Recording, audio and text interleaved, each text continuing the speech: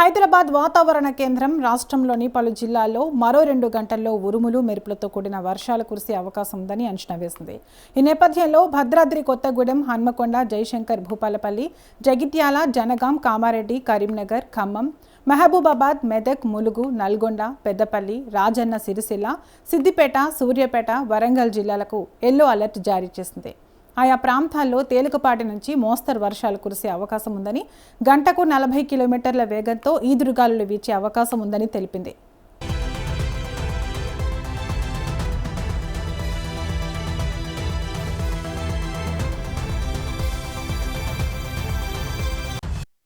ఇదిలా ఉండగా నైరుతి రుతుపవనాలు ఆశాజనకంగా ముందుకు సాగుతున్నాయని వాతావరణ శాఖ వెల్లడించింది.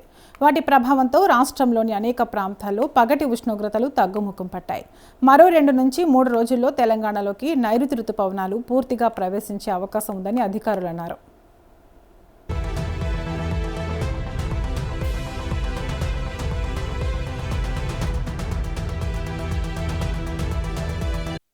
వచ్చే 4 రోజుల పాటు రాష్ట్ర వ్యాప్తంగా విస్తారంగా వర్షాలు కురిసే అవకాశం ఉందని హైదరాబాద్ వాతావరణ కేంద్రం తెలిపింది.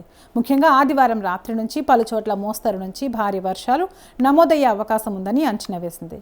ప్రస్తుతం వికారాబాద్, సంగారెడ్డి, నారాయణపేట, మహబూబ్ నగర్, గద్వాల, వనపర్తి, నాగర్ కర్నూల్, నల్లగొండ, రంగారెడ్డి జిల్లాల్లోని కొన్ని ప్రాంతాల్లో వర్షాలు కురుస్తున్నట్లు అధికారులు తెలిపారు.